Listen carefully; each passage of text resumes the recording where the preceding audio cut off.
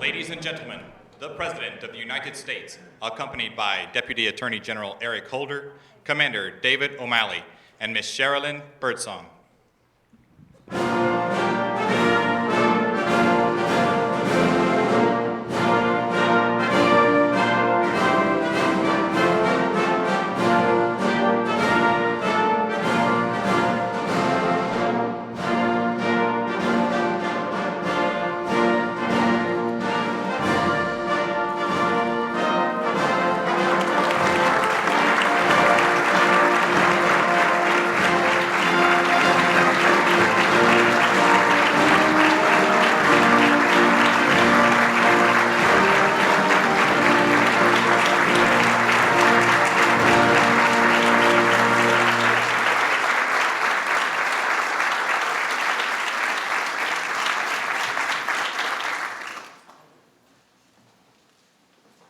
Good afternoon and welcome to the White House. I have to say that I have before me a very distinguished group of people, and chief among those are all of my Washington, D.C. representative friends. It's great to see you all here. Many of you in this room have helped the Department of Justice and this administration in our fight against the scourge of hate crimes, and we're very grateful for your efforts and for your support. I also want to thank the President for his leadership on this issue. He's put the power of his office and his moral authority behind this effort, and we're all very indebted to you, Mr. President. Almost 2 years ago, our nation was shocked and horrified by the brutal murder of Matthew Shepard in Laramie, Wyoming. This young man was murdered because of his sexual orientation. Last year, over the 4th of July weekend, a young man linked to a white supremacist organization shot and killed 2 people because of the color of their skin. One victim was Ricky Birdsong, an African-American man who was doing nothing more than walking with his daughters near his home in Skokie, Illinois. Mr. Birdsong's wife is with us today. The other victim was Won Jun Yoon, a South Korean student at Indiana University who was shot outside of his church. Shortly after, and in another bias-related incident, another self-avowed white supremacist shot and killed a Filipino-American postal worker in Los Angeles. And he also shot and wounded several people at the North Valley Jewish Community Center, including several young children. Now, what these tragic events confirm is that hate is like a virus that still lurks in the body of our great nation. It can only be combated successfully when exposed and when dealt with, and we must deal with it.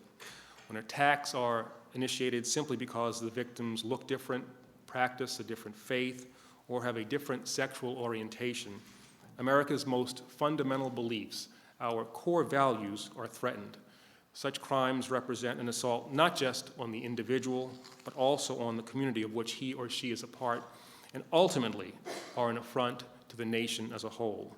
And that is why a hate crime is different from other crimes not motivated by the same animus, and why we must take special steps to respond. America must finally be rid of this virus, and Congress must give us the tools to make this happen. As you know, for nearly 3 years, the Justice Department has had a comprehensive initiative against hate crimes, which has drawn on the collective talents of the U.S. attorneys around the country, our Civil Rights Division, FBI investigators, the Community Relations Service, grant officers, statistical analysts, and so many others. In a moment, the President will discuss 2 aspects of this problem on which we have been working: the underreporting of hate crime and our need for additional federal legislation. But as a career prosecutor, let me say just a few words about why the pending hate crime bill is so vitally important. The principal federal hate crime statute, which prohibits certain hate crimes committed on the basis of race, color, religion, or national origin, has 2 serious deficiencies. First, even in the most blatant cases of racial, ethnic, or religious violence, no federal jurisdiction exists unless the violence was committed because the victim engaged in one of 6 federally protected activities, such as voting or attending a public school. Now, this jurisdictional limitation has hampered our efforts, has caused us to lose cases that we should not have lost, and is frankly unnecessary and would be fixed by the pending legislation. Second, the current hate crime law provides no coverage whatsoever for violent hate crimes committed because of the victim's sexual orientation, gender, or disability. The data suggests that hate crimes based on sexual orientation are among the most prevalent and violent of bias-related crimes. Our laws should not, cannot ignore this reality, and the pending hate crimes bill would remedy this defect. Similarly, the legislation would allow us to pursue federally and to be of greater assistance to our state partners where criminal action is motivated by a person's gender or disability. And I would ask those who oppose the legislation, why are they unwilling to extend this needed protection to people who are nothing more nor less than American citizens? Now, we are joined here today on the dais by two people who can express more personally than I the importance of our fight against hate crimes. We will hear first from David O'Malley, the commander of the Detective Division at the Laramie, Wyoming Police Department. Commander O'Malley investigated the Matthew Shepard case, and he has become a leading voice and valuable ally in the fight for new hate crime legislation. I am pleased to introduce Commander O'Malley.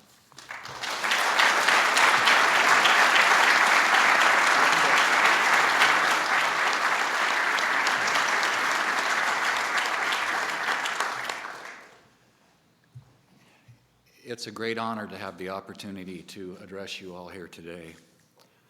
On October the 6th of 1998, a young man named Matthew Shepard was a student at the University of Wyoming. He was a loving son, brother, and a faithful friend. Matt was full of vitality and full of dreams and goals for his future. On October the 7th of 1998, those dreams and those goals were crushed at the hands of Aaron McKinney and Russell Henderson. On October the 6th of 1998, I too had the same belief as many people that all crime is hate crime. By October the 7th of 1998, I was thrust into a situation that I had to reevaluate myself and my attitudes towards what constitutes a hate crime and the profound impact that they have on everyone around them. A segment of our country still believes that Matt's death may have been a robbery gone wrong. By Aaron McKinney's own statement, Matthew gave up his wallet after only being struck one time. You see, Matt wasn't a real imposing sort. He stood 5 foot 2 inches tall. He weighed 105 pounds.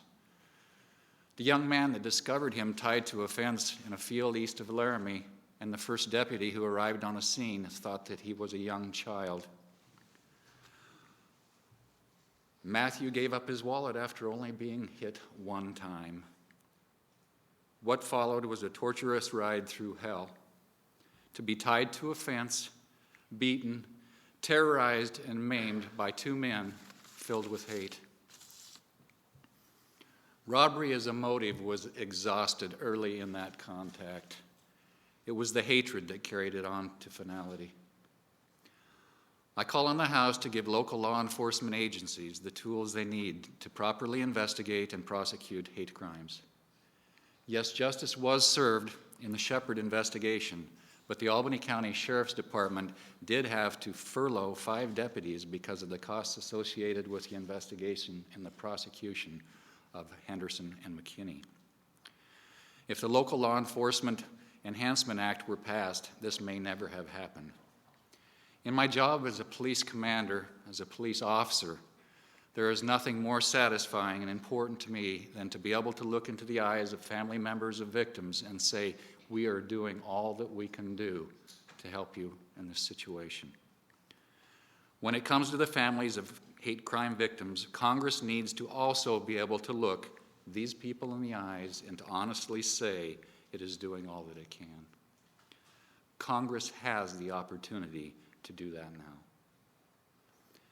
As a member of local law enforcement who has seen the need for an enhanced federal hate crimes bill, I urge the House to pass the hate crime language the Senate passed this summer.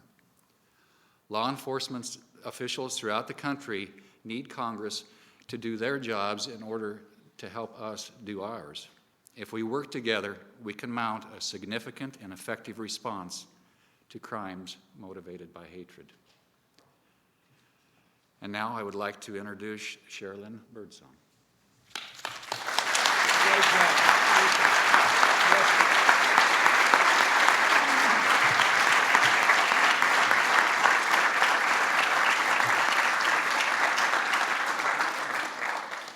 Good afternoon.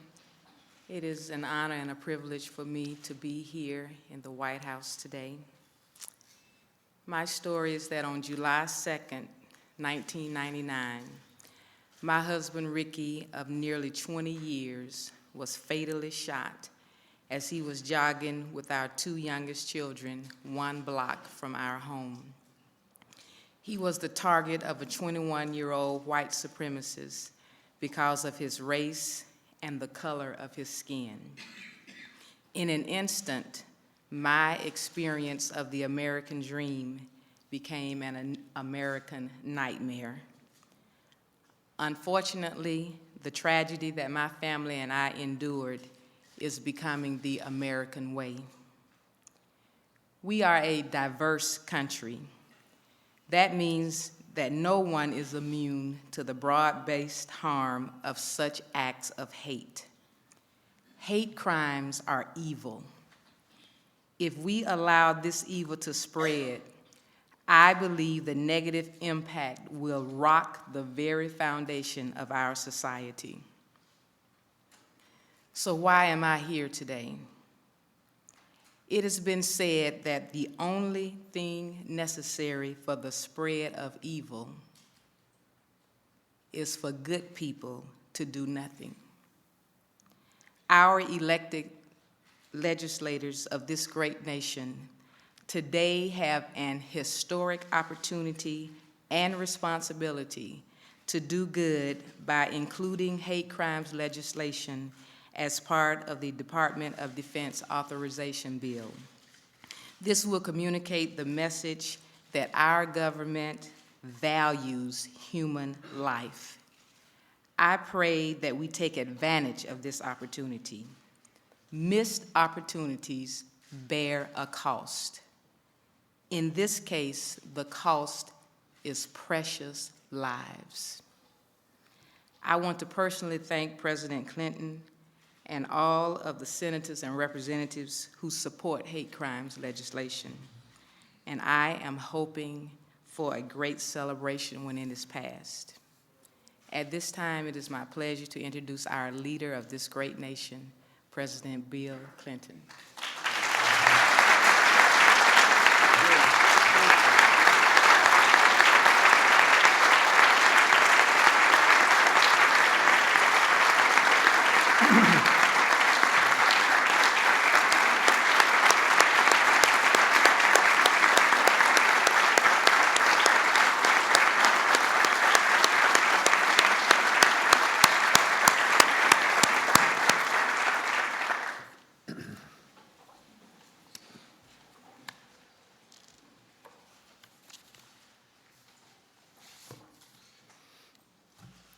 Mr. Holder, thank you for your leadership.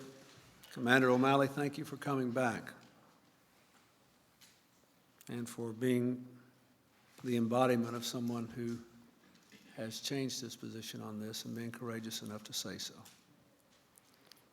And Mrs. Birdsong, I cannot even imagine the courage it must take for you to have made this journey from your home, to stand up in front of us, to say what you have said. I thank your pastor for joining you here, and I think I speak for all of us and for all Americans. We thank you for trying to turn your pain into a positive gain for America. We thank you.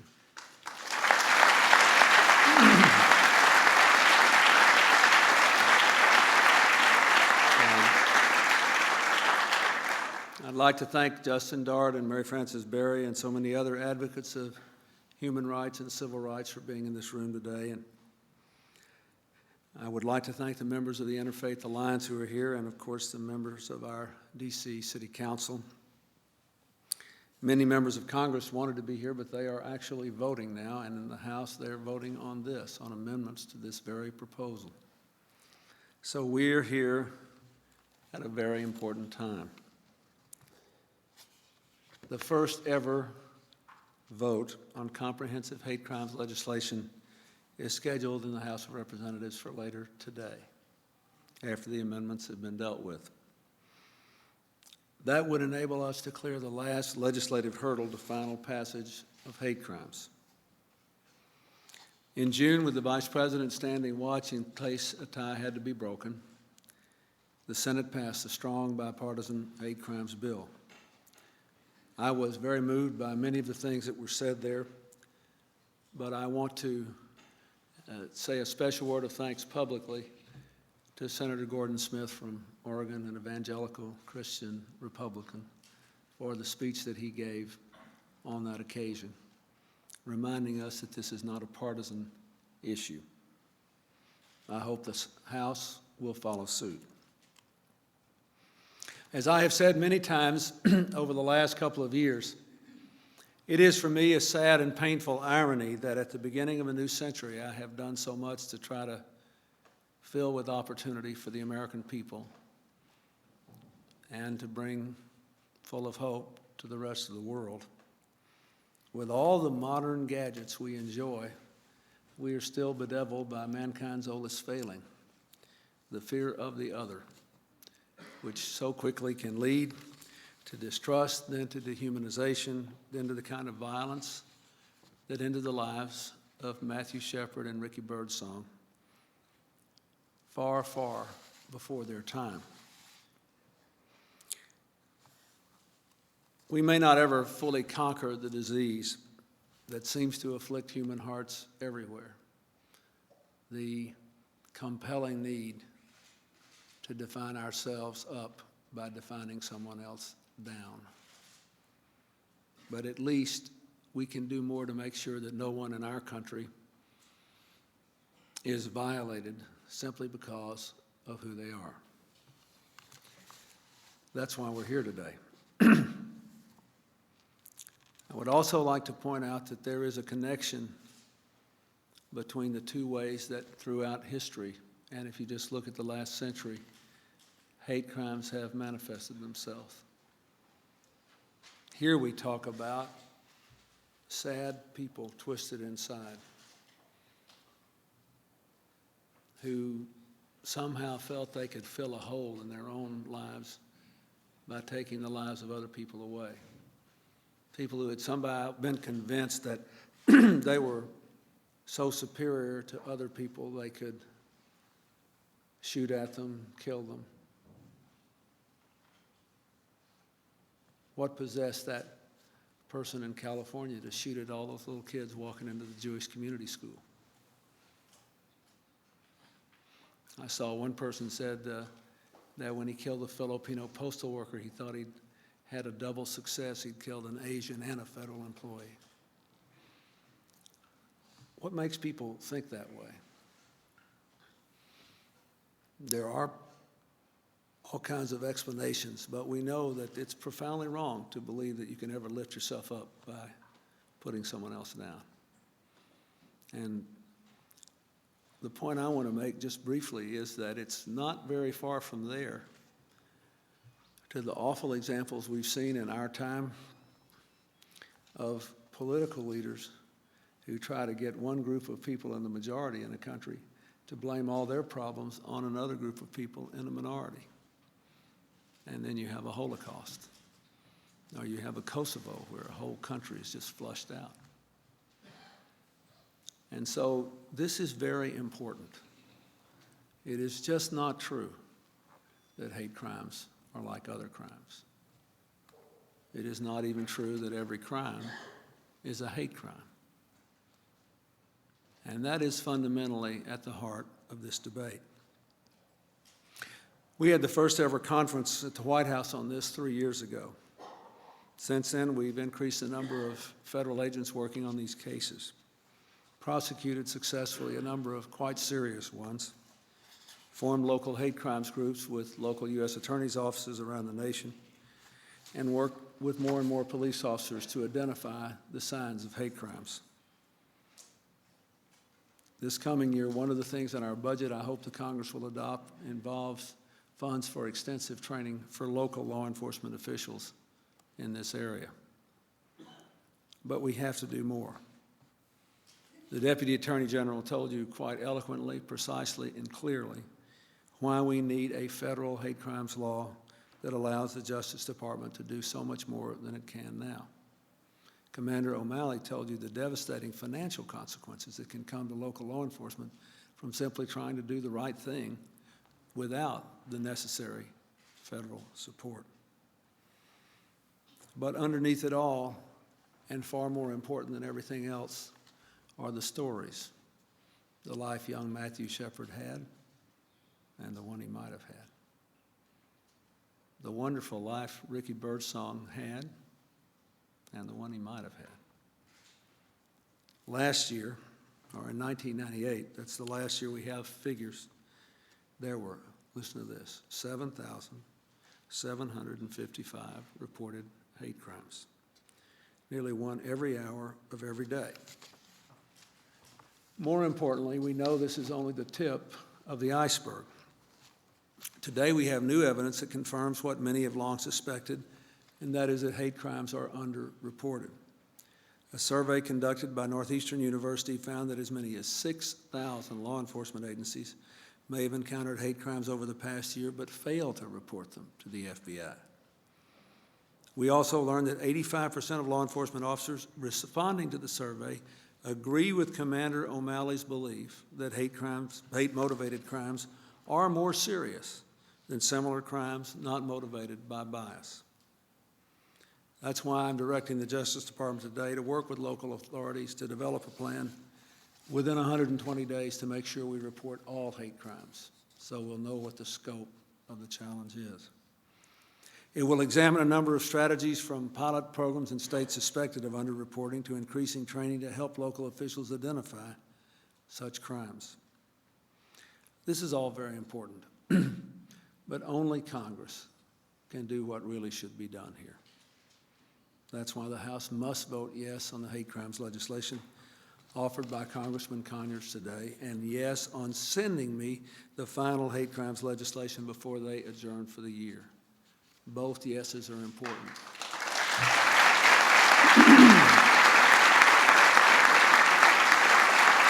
Thank you.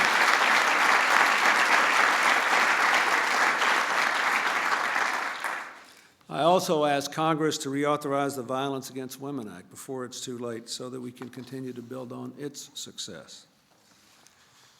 You know, over the last several decades, over and over again, when it came down to protecting the lives of innocent Americans, Congress has been willing to take bipartisan action to do the right thing. I hope and believe it will do nothing less with hate crimes legislation and the Violence Against Women Act. Let me just close with this. One of the cruelest aspects of the systematic hate crimes that were perpetrated by the Nazis is their attempt to prove that somehow it was justified by science, by some sort of innate superiority. One of the happiest aspects of most recent scientific developments in biology is that we can now scientifically confirm what faiths have always taught, that the most important fact of our common existence on this earth is our common humanity. The Human Genome Research Project has documented that we are genetically 99.9% the same. Furthermore, that the differences among people within the same ethnic or racial groups are greater than the genetic differences between profiles of different racial groups. Now, this is a stunning thing. In other words, this is not an affair of the body, it is an affair of the heart, of the spirit. It is, therefore, an even more dangerous kind of infection. I don't think any of us believe we can ever root it out just by punishing people. But the most important thing is that we do have the tools we need to take a strong stand before these things spread even wider. That's what Sherilyn said, and that's why she came. We've got a chance here to reaffirm America at its best, and I hope we can do it. Because the most important thing if we want to make the most of all this modern, wondrous economy we have, is to get rid of our oldest demons and build one America. Thank you very much.